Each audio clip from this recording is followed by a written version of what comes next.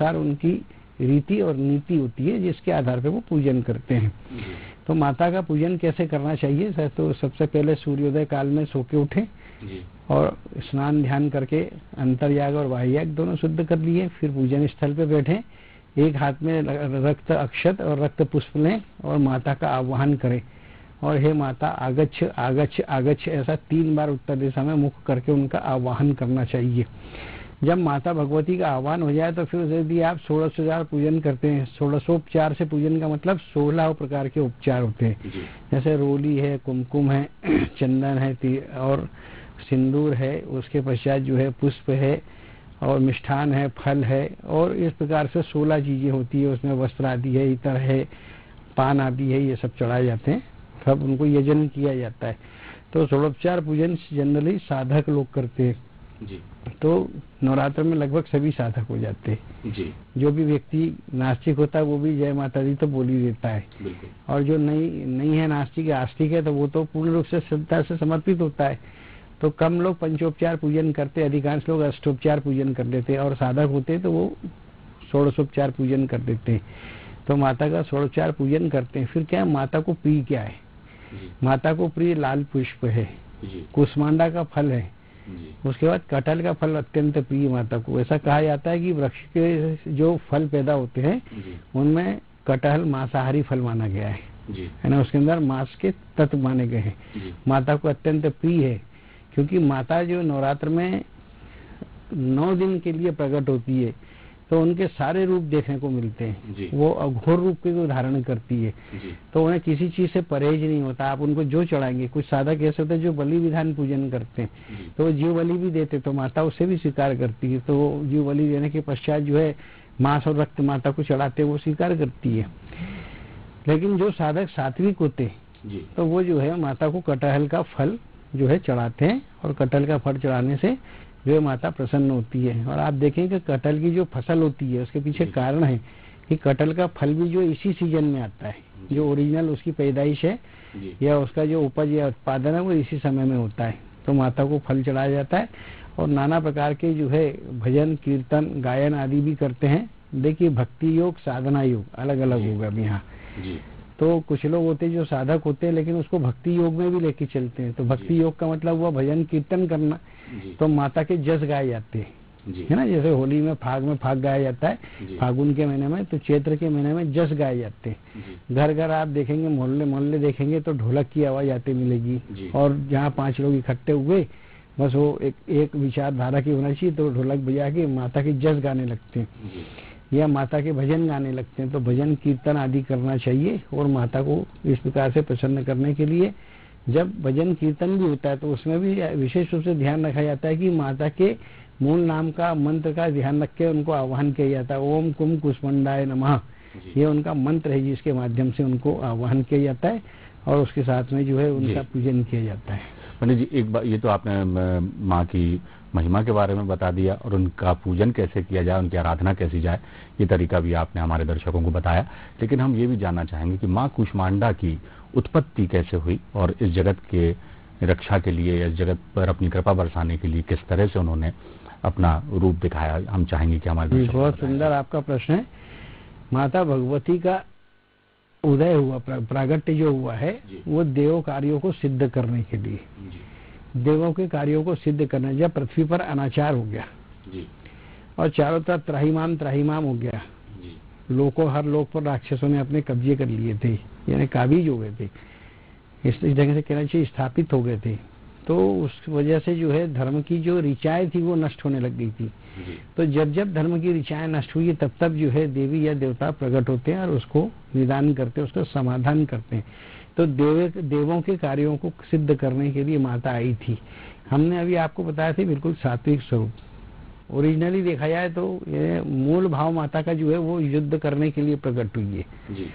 कुष्मांडा उनका नाम ही है, और जब 7 हाथों में आयुध है तो केवल शोभायमान होने के लिए नहीं है, उनकी शोभा है उससे केवल इतना नहीं है, उनका वो प्रयोग करती है, तो युद्ध करती है। वन के अंदर जितने राक्षस होते थे और वो जब अनाचार करते तो वो उनका वध करती थी। 9 रात्रियों में 9 रात में सबके अलग अलग काम बटे हुए सारे अवतारों के, तो राक्षसों का वध करती थी। और देवताओं के कार्य को सफल बनाती थी। ऋषि मुनि जहाँ यज्ञ करते थे वहां देवता जाते थे और उसे खंडित करते थे, उन्हें हवन नहीं करने देते थे, वहां आहुति नहीं डालने देते थे, ऋचाओं का पाठ या ऋचाओं का अर्पण नहीं करने देते थे। तो माता उन दुष्टों का जो है नाश करती है और प्रचंड स्वरूप है माता का। शेर पर भी बैठी हुई है, तो शेर पर जो भी देवी बैठेगी वो प्रचंड ही होगी। तो प्रचंड स्वरूप को धारण करने वाली माता कुष्मांडा है। और चूंकि ये बलि पूजन को स्वीकार करती है तो ये बलि लेना पसंद करती है। तो जब दैत्यों का वध करती तो बलि ही कहलाती है, तो वो उनको वध करती है। और इस नवरात्र के अंदर माता ने अधिकांश जहाँ एक और प्रकृति का संरक्षण संधारण करी है, ये उनका गुण है, ये उनका सात्विक गुण है ना। उनका फिर जो है तमोगुण जो है वो क्या है, राक्षसों को वध करना। और रजोगुण उनका क्या है, देव कार्यों की सिद्धि करना, इसलिए रजोगुण। तो तमोगुण, रजोगुण, सतोगुण तीनों गुणों के ऊपर पारंगत हासिल करने वाली माता कुष्मांडा है। ये उनका स्वरूप है, ये उनका जो है कार्य करने की शैली है। माता सिंह पर बैठती है तो सिंह की भी कहलाती है। तो वो अंश जो उनके होते हैं उसके माध्यम से जो है वो जहाँ देवताओं की कार्य करती है वहीं पे मनुष्य का कल्याण करती है, मानव का कल्याण भी करती है। आप देखेंगे नवरात्र इसलिए किए जाते हैं कि ये उत्पत्ति का साधन माना जाता है। ये काल जितने प्रकार की उत्पत्ति आपके मन में जो विचार उत्पन्न होते हैं वो एम मंत्र अर्थात सरस्वती से प्रकट होते हैं। फिर उसके पश्चात जो आपके अंदर वो जो पराक्रम पैदा होता है, ओम दुम दुर्गा नमः, दुर्गा से पैदा होता है। फिर दुर्गा के बाद में फिर ये दुर्गा के सारे रूप है ये। तो उसमें कुष्मांडा जो है वो सबका कल्याण करती है, मानव का, दानव का, कीरत का, किन्नर का, गंधर्व का, सबका कल्याण करती है। और जो मार्ग से भटके हुए होते हैं उनका वध करती है। जी पंडित जी, बहुत अच्छा वर्णन आपने किया। एक बात और मैं कहना चाहूंगा कि अब तो राक्षस है ना दैत्य हैं, लेकिन मन में जो विकार रूपी राक्षस है और जो जिनके विचार जो हैं वो कभी कभी जो है विध्वंसकारी हो जाते हैं, तो मन में अच्छे विचार आए और बुरे विचार चले जाएं, इसके लिए माँ की आराधना कैसे और उनकी कृपा प्राप्त करने के लिए क्या करना चाहिए साधकों को और ग्रस्तों को दोनों? देखिए, राक्षस की हमने परिकल्पना करी कि उनके सिंग होते हैं या वो बहुत विकराल होते हैं। राक्षस हर युग में रहा है और हर मनुष्य के भीतर राक्षस होता है। जो राक्षसी कृत्य करने लगता है उसे राक्षस कहते हैं। जैसे बलात्कार करता है तो वो राक्षस है, हत्या करता है तो वो राक्षस है, दूसरे के कार्य क्षेत्र में दखल देकर अपना एकाधिकार जमाने की कोशिश करता है वो जो राक्षस है। तो राक्षसी प्रवृत्ति जो है वो ऐसा नहीं, मानव रूप में ही राक्षस भी हुए। आप राक्षसों के कोई स्पेशल ऐसे स्वरूप पैदा नहीं, उनका डीएनए मनुष्य से ही है, लेकिन उनकी प्रवृत्ति जो है, जैसा भी हमने थोड़ी देर पहले बोले थे कि एंग मंत्र का उपयोग करते थे उससे विद्या की प्राप्ति होती है। तो माता जो है राक्षस का वध करती है। यहाँ पर कौन राक्षस होता है? जिसके बुरे विचार होते हैं। आप देखना नवरात्रों में आपको सुनने को मिलेगा जैसे ये शराबी होते हैं, कबाबी होते हैं, ये जो गंदे काम करने वाले लोग होते हैं अधिकांश दंडित होते हैं। कहीं ना कहीं से उनको चोट पहुंचती है क्योंकि वो गलत काम कर रहे हैं। आज राक्षस आपको उस रूप में नहीं दिखाई देता, लेकिन उस रूप से दंड भी दिखाई नहीं देता कि माता पृथ्वी पे आके मनुष्य का जो वध करे। लेकिन आज के समय में क्या शक्ति की साधक है माता। आप मोटरसाइकिल में बैठ के जाते हैं, उसमें 10 हार्स पावर होता है, वो शक्ति है। कार में जाते वो शक्ति है। फिर माता क्या करती है, आपकी मति और गति का संतुलन बिगाड़ देती और आप जाके भिड़ जाते और फिर हाथ पैर टूट जाते, सिर फट जाता और शरीर से खून निकलने लगता है। तो क्या है ये अब उनका दंड देने का विधान भी परिष्कृत हो गया है। जैसा योग है वैसा परिष्कृत होकर आया है सामने।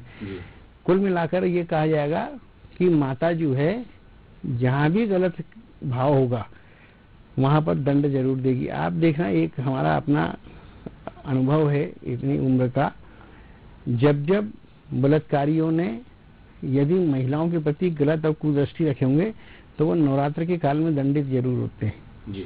अधिकांश आपको देख लेना, यदि आप समाचार पत्रों को पढ़े तो आप देखना अदालतों में उनके खिलाफ फैसले हो जाएंगे।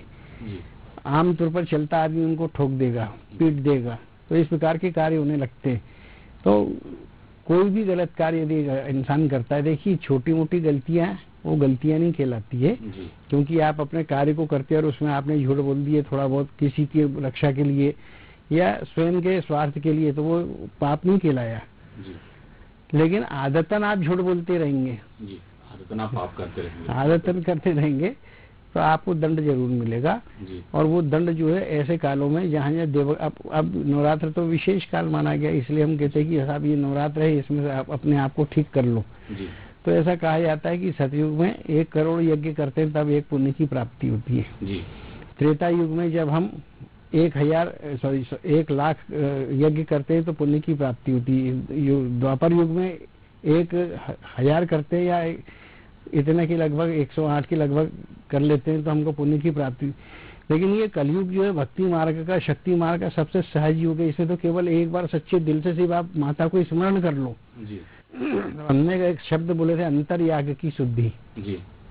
तो अंतर्याग की शुद्धि आप नहीं कर सकते क्योंकि आपका मन चंचल है जी। है ना। हवा बहती है आप उसे रोक नहीं सकती, पानी बहता है उसे आप रोक नहीं सकते, चाहे आप डैम बना लो डैम टूटता है जी। आपने देखे समय आने पे वो अपनी शक्ति बता देता है।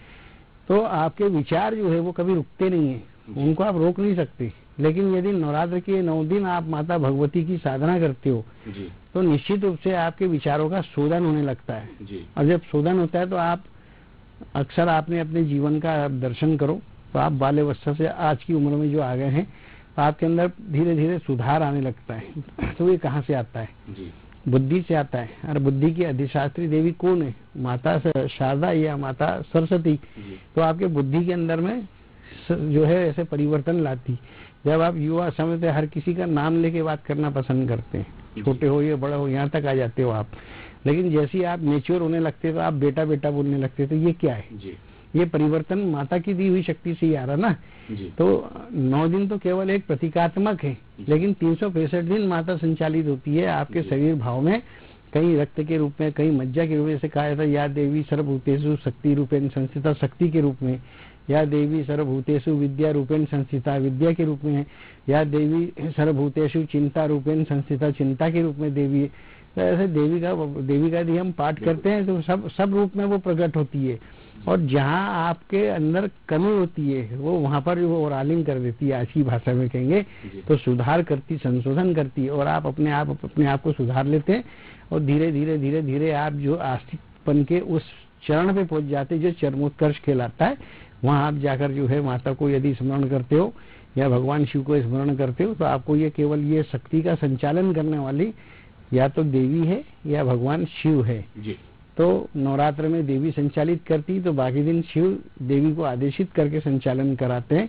मूल भाव में यदि कहीं संचालन होता है वो शैव है, शव से शिव है जी। जब तक आपके अंदर विचार नहीं है, आपके अंदर चेतना नहीं है, आपके अंदर जीव में दम नहीं है, ओज नहीं है, तब तक कि आप शव है। लेकिन यदि आपके अंदर चेतना उपस्थित हो गई, आपके अंदर सेंसेशन आ गया, समझ आ गई, तो आप शिव हो गए, है ना। और जब आप शिव हो गए तो आप देवी के अधीन हो गए। देखिए भगवान शिव के अधीन देवी, लेकिन देवी के अधीन शिव है। ये साइकिल है दोनों का। इनके संपाद बिंदु दोनों के जो एक दूसरे से 360 डिग्री के अंदर आते हैं और इसी प्रकार से वो समस्त ग्रहों में बैठकर, सूर्य चंद्रमा की रश्मियों में बैठकर या अन्य सब प्रकार की जहाँ से भी उत्तेजनाएं या ओज पैदा होता है उन सब स्थानों पर स्थापित होते हैं और आपके जीवन को संचालित करते हैं। राजेश जी, बहुत ही सुंदर वर्णन किया आपने और बहुत अच्छे से विस्तार से आपने ये बात बताई। लेकिन अभी जैसा आपने जिक्र कहा कि विचारों का प्रवाह तो हम नहीं रोक सकते, लेकिन जो विचार हमारे मन में आ रहे हैं, जो हमारे मस्तिष्क में आ रहे हैं, उनकी शुद्धता के लिए किस तरह से देवी की आराधना करना चाहिए कि जो हम माता भगवती हैं वो हमारे विचारों में शुद्धता लेकर आए, निर्मलता लेकर आए, ताकि हम जो है एक बेहतर जीवन की ओर आगे बढ़ सकें। विचारों का संचालन होता है मानसिकता से जी।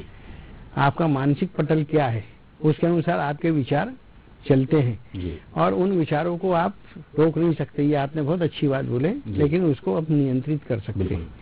और उसको नियंत्रित करने के लिए हमको क्या करना चाहिए? देवी के मंत्र का मानसिक जप करना चाहिए जी।